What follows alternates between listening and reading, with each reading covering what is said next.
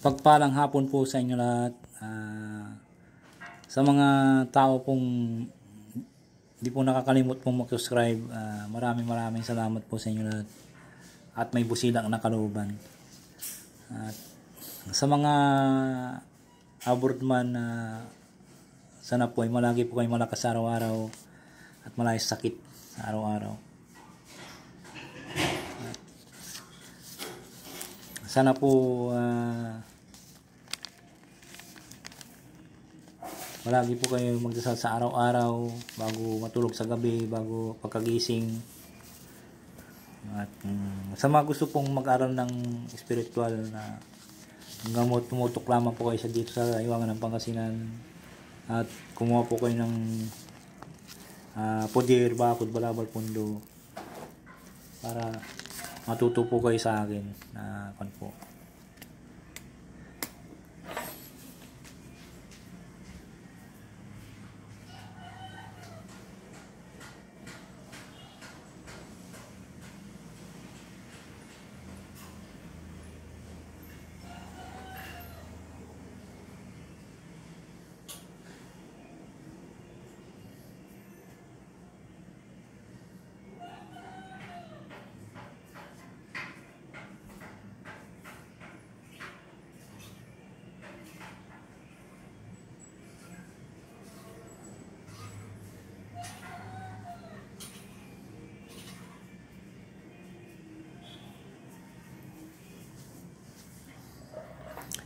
Asensya na po kayo kasi may inabot lang po ako sa aking misis po na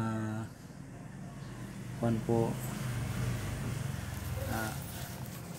Sana po ay tumutok lamang po kayo palagi sa Iwangan ng Pangasinan at gagawin po lahat aking makakaya na may isishare sa inyong lahat, ituturo po sa inyong lahat para matuto po kayo manggamot.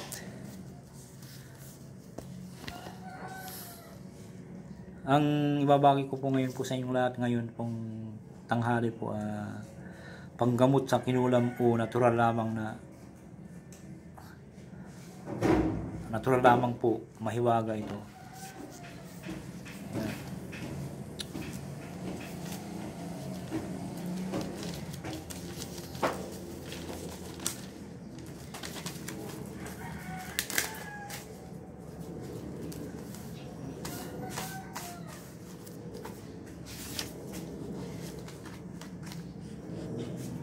Ang ganda na ng ceiling mo.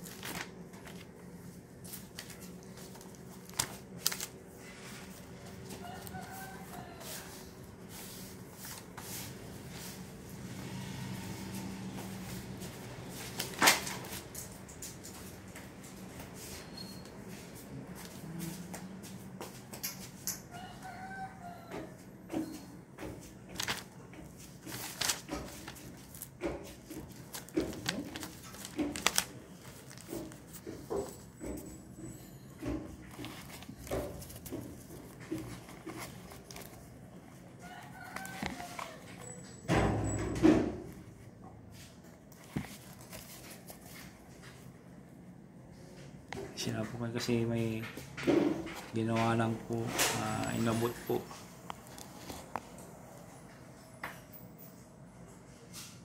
Yan po.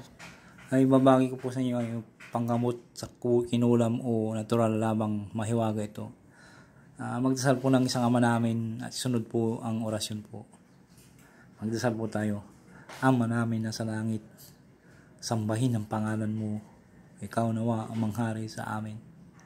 Sundin nawa ang iyong kalooban mo dito sa lupa at sa langit.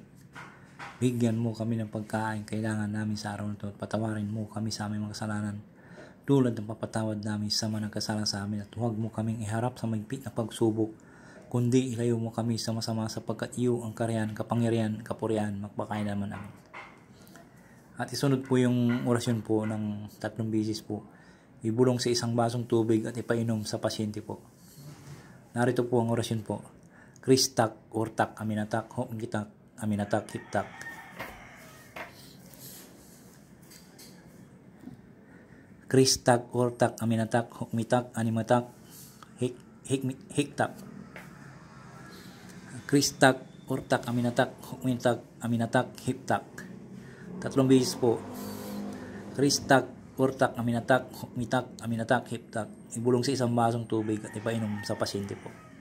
Ang pamamaraan po ay pag ang panglasa ng mapait, malansa, may masamang espiritu. Pag matabang ang panglasa ay natural na sakit lamang po. Pero kung mapait, malansa at mabaho ay dagdagan mo ng orasyong ito. Narito po ang orasyon na idagdag po natin. Kung halimbawa mapait, malansa at mabaho, at ay dagdagan mo ng orasyong ito. Kristak, Urtak, Aminatak, Hokmitak, Aminatak, Hiptak, Doya ay Milomiya, Updi, Abaram, Dakatna. Kristak, Urtak, Aminatak, Hokmitak, Aminatak, Hiptak, Doya ay Milomiya, Updi, Abaram, Dakatna. Ibulong sa isang basong tubig at ipainom sa pasyente, at pagpantayin mo ang pasyente at patayuin mo ang pasyente at sa tuktok at pababa para yung masamang espiritu umalis at lumayas po. Ang gawin po ninyo mula halimbawa po ulo po ito, ulo, ihipon nyo pababa, ihipon nyo, tapos simasimasin nyo po. Halimbawa po ito sample ko po, halimbawa po ito ulo, kamay, kapaa, nga pa. Pag kunyo po ihipon nyo sa kanya, ihipo sa tuktok at pababa, para habang inihipon nyo pababa ay imasimasin po yung buong katawan niya, parang hinihilot po nyo yung pababa para ang masamang espiritu ay lumayas sa kanyang katawan po. Sana po ay nagusto po nyo aking binagi na panggamot sa kinulam o natural lamang hiwaga ng Pangasinan po. Intindihin nyo lamang po, at nandito naman po sa kwan po, narito pulat po yung mga proseso po. Pag ang paglasa ay mapait, malansa, may masamang espiritu. Pag matabang ang panglasa ay natural na sakit lamang po. Pag ang panglasa nyo po ay halimbawa po ginamot nyo po at tinanong nyo po kung anong panlasa niya po ay matabang, natural lamang po ang sakit. Pero pag mapait, malansa at mabaho ay idagdag nyo po itong orasyon na po ito para lumayas na po ang namiminsala sa pasyente po. Iipon nyo lamang po mula sa tuktok at pababa, habang inihip nyo po ay hilot-hilutin nyo po buong katawan niya pababa, at para yung mga masamang espiritu ay lumayas na po, na walang din na po sila babalik at mamululusaw na po siya. Sana po nagustuhan niyo po aking binagi, at shoutout po sa inyo lahat, at sana po huwag po kalimut pong mag-subscribe, mag-like and share. Maraming salamat po sa inyo lahat.